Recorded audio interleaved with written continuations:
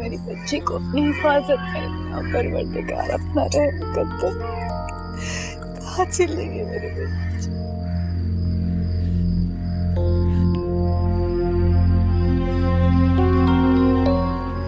अम्मी, बेटा मुझे मत रोकना, मैं अनमोल को देखने जा रही हूँ, मैं उसको लेकर ही आऊंगी। अम्मी सब्र करें, वो आ जाएगी। तो तुम घर का ख्याल रखना, मुझे जाने दो प्लीज।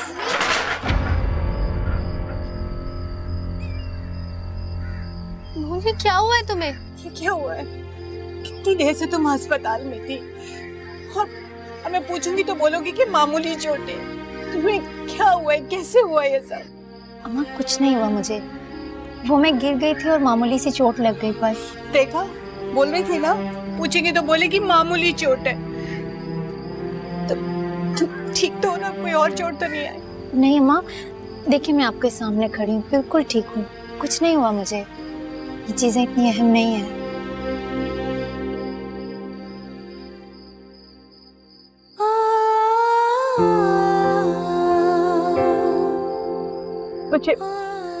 मुझे माफ कर दो बेटा।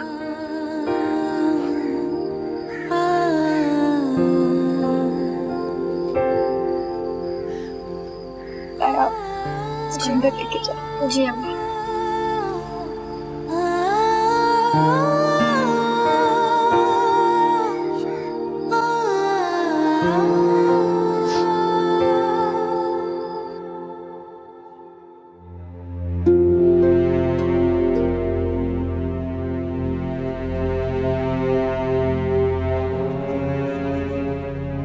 फरियाल, फरियाल। मामा, मामा, मामा मुझे मेहंदी लगाए ना। मामा मुझे मेहंदी लगाए, चाची ने कहा था मेहंदी लगा कर आना। लगाती हूँ ना मेहंदी, आप अपने कमरे में जाओ, मैं आ रही हूँ, आपको आके मेहंदी लगाती, जाओ।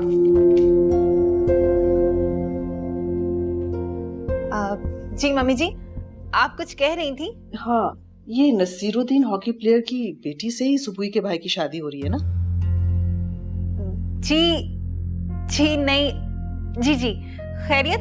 देखो टीवी पे क्या बता रहे हैं, ससुराल की जहेज की डिमांड को पूरा करने के लिए नसीरुद्दीन की फैमिली को अपना गोल्ड मेडल बेचना पड़ा।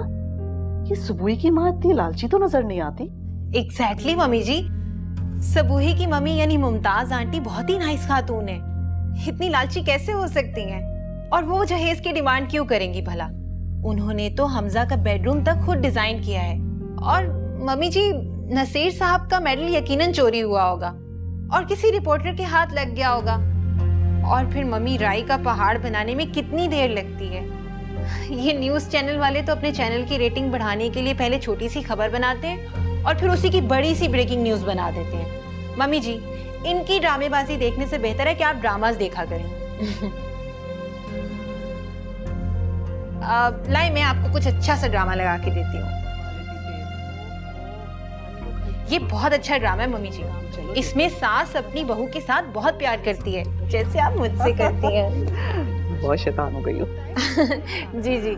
अच्छा, मैं वो निम्रा को मेहंदी लगा दूं, वो कब से मुझे कह रही है। हाँ जाओ बेटा। तो खालिद मियां ने गोलियां दे दी।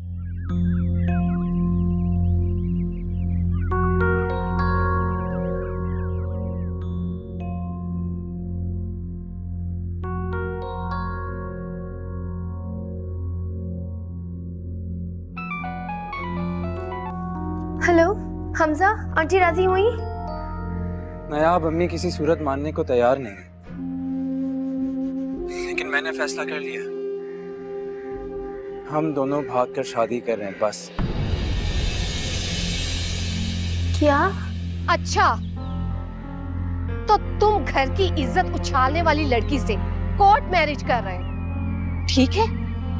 अब अगर तुम माँ के फैसले के खिलाफ जा ही रहे हो तो जाओ, लेकिन फिर इस घर में तुम्हारी जगह नहीं होगी।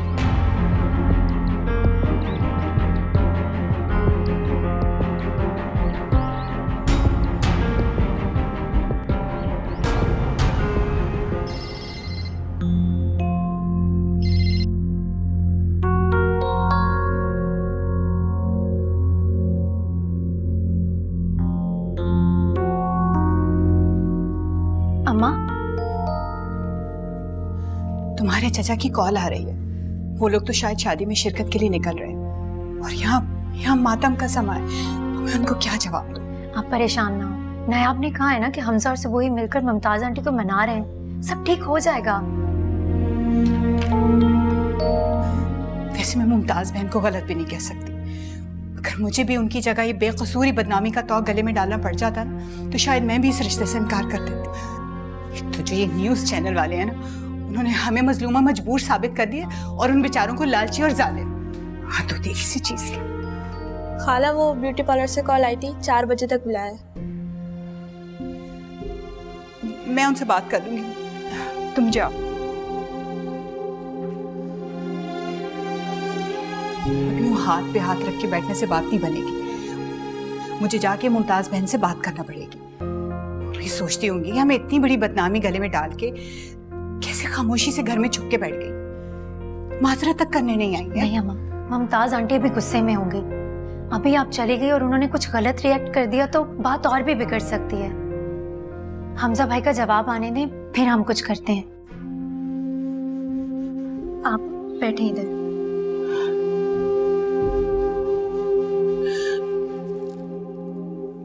या खुदाया, किस मुसीबत में फंसा दिया तुमने। अल्लाह इस मुश्किल से निकाल। नायाब, क्या हुआ? हमजा से बात हुई? बात हुई है मेरी उनसे। तो तुम इतनी परेशान क्यों लग रही हो? आंटी राजी नहीं हुई क्या? वो गुस्से से ज्यादा अब जिद पर आ गई है, इसीलिए शादी करने का अब हमारे पास एक ही रास्ता बचा है, court marriage. Court marriage? Hamza अपनी अम्मी के मिजाज को अच्छी तरह समझते हैं, वो नहीं मानेंगी, इसीलिए मजबूरन हमें कोर्ट मैरिज करनी पड़ रही है। नायाब, तुम हमजा की साइड ऐसे ले रही हो जैसे तुम भी इस फैसले पे राजी हो। अनमोल, ये सिर्फ हमजा का ही नहीं, हम दोनों का फैसला है। आंटी को मनाना अब मुमकिन नहीं, और अब हम दोनों का अलग होना भी नामुमकिन है। तुम्हारा दिमाग खराब हो गया नायाब। पहले ही यहाँ हमारी बदनामियों के डंके बज रहे हैं और तुम अपनी डोली की बजाय हमारी इज्जत का जनाजा उठाना चाहती हो। तुम तो शादी करके चली जाओगी, लेकिन हम किसी को मुंह दिखाने के काबिल नहीं रहेंगे। कैसे नायाब, कैसे तुम इतनी खुदगर्ज हो सकती हो? जैसे बिना किसी मशवरे के तुमने गोल्ड मेडल बेचने का सोचा, ठीक उसी तरह अपनी जिंदगी के फैसले मैं खुद करना चाहती हूँ। वैसे ये सारी मुसीबतें तुम्हारी खड़ी की हुई हैं। गोल्ड मेडल बेच के लाखों रुपए पाने के तुम्हारे ख्वाब ने मुझे हजारों मुश्किलात में डाल दिया। अनमोल, अब मेरे सामने दीवार बनकर ना खड़ी हो। दीवार बनके? नायाब, मैंने गोल्ड मेडल बेचा ताकि तुम्हारी शादी इज्जत से हो सके, कर्जों का बोझ उठाया ताकि तुम अपने ससुराल में इज्जत से दाखिल हो सको, और तुम हमें इन बदनामियों के घड़ों में फेंक कर खुशियां मनाना चाहती हो। मेरा नहीं तो कम से कम अम्मा का ख्याल करो। अगर उन्हें तुम्हारे इस फैसले का पता चला ना तो वो जीते जी मर जाएंगी। इन सारी दलीलों में आपने मेरा जिक्र कहाँ किया? सबकी मुश्किलात का मैं सोचूं, मेरी खुशियों का कोई ना सोचे। प्लीज अनमोल, जब तक हमजा और मैं कोई कदम ना उठाएं, इस बात का जिक्र तुम अम्मा से नहीं करोगी। अम्मा से इस बात का जिक्र करो, इतनी हिम्मत तो मुझमें है भी नहीं। मैं उन्हें बता भी नहीं सकती कि उनकी बेटी क्या सोच रही है। जीते जी मर जाएंगी वो। मैं तुम्हें कोर्ट मैरिज नहीं करने दूंगी नायाब, याद रखना ये बात।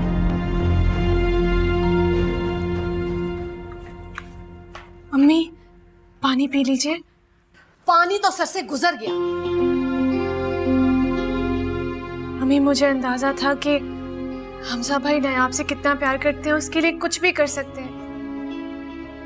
मैंने आपको पहले इसीलिए नहीं बताया क्योंकि अगर मैं इस बारे में बात करूंगी तो आपको लगेगा कि मैं अपनी वजह से आपको ब्लैकमेल कर रही हूँ। देखिए अम्मी, ये आप लोगों ने क्या ड्रामा लगा रखा है? बात को खत्म करें ताकि शादी हो सके। मुझे मेरे ससुराल में मुंह दिखाना है सबूही। मैं भी कब से अम्मी को यही समझा रही हूँ फरियाद। देखिए अम्मी, मेरे ससुराल में इज्जत और बेइज्जती एक तरफ, हमजा भाई आपसे ना शादी करने पर घर छोड़ के कोर्ट मैरिज करने जा रहे हैं। अम्मी, क्या कोर्ट मैरिज करने जा रहे हैं? आंटी, आप अपनी अना को एक तरफ रखें। बच्चों के मुस्तकबिल और उनकी खुशी के लिए आपको अपना फैसला बदलना होगा। आज एक लड़की की वजह से मेरा बेटा मुझसे बागी हो गया। ये मैं सोच भी नहीं सकती थी।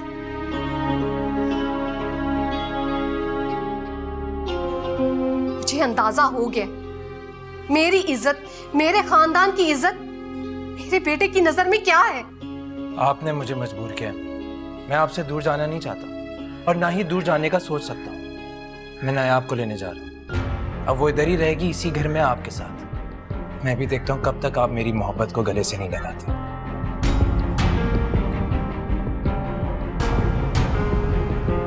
आंटी, आप क्यों अपने घर को तोड़ रही हैं? घर तो टूट ही जाएगा जब हमजा कोर्ट मैरिज करके नायाब को इस घर में ले आएगा। तो सोचिए आपकी क्या इज्जत रह जाएगी।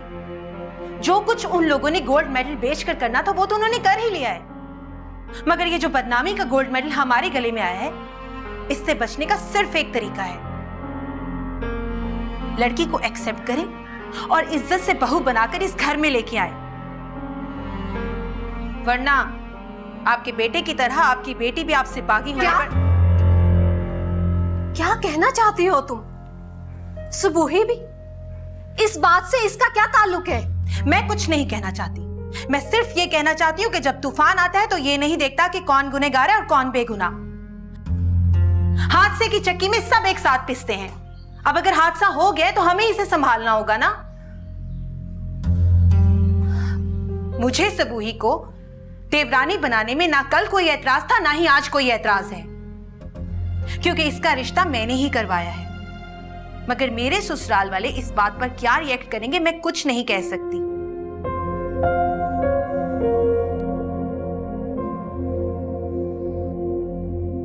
ये आंसू जो मैं आपकी आंखों में देख रही हूं ना, ये अना के आंसू हैं, मजबूरी के नहीं। और आंटी, अना के आंसू जिंदगी पर आग बनकर बरसते हैं जो सब कुछ जलाकर राख कर देते हैं। इससे पहले कि सब कुछ जलकर राख हो जाए, आप अपने दोनों बच्चों का ना सिर्फ घर बचाएं, बल्कि आपको अंदाजा नहीं है कि अगर प्रेस वालों ने आपके घर का रुख किया ना, तो वो सबसे बड़ा इल्जाम आप ही को देंगे और कहेंगे कि आपकी जहेज की डिमांड में कौम की इज्जत बिक गई। अम्मी, अम्मी प्लीज आप हमजा भाई को रोक लें, प्लीज प्लीज।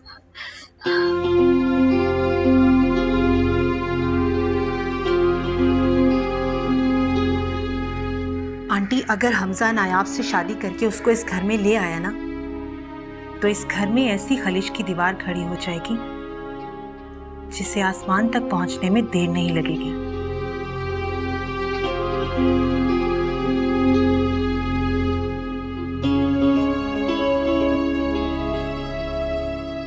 ठीक है सुबूही, हमजा को फोन करो, उसे कहो कि बारात ले जाने की तैयारी करे।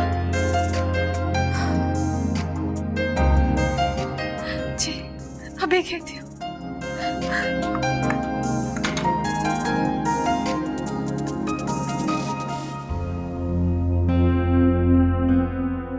ना बस कह दिया सो कह दिया, मैं तुम्हें हमजा से बात नहीं करने अनमोल, बहुत बुरा होगा अगर तुमने कॉल रिसीव की तो। ओफो भाई, हुआ क्या है? क्या मसला है? क्यों उलझ रही हो तुम दोनों? पहले घर में क्या कम परेशानी है? अम्मा की मेरी खुशियों के पीछे क्यों पड़ी है? भाई मुझे कोई कुछ बताएगा, हो क्या रहा है? नयाब, मैंने कहा ना तुम हमजा से बात नहीं करोगे। अम्मा रोके इसे। नयाब रुक जाओ। हेलो,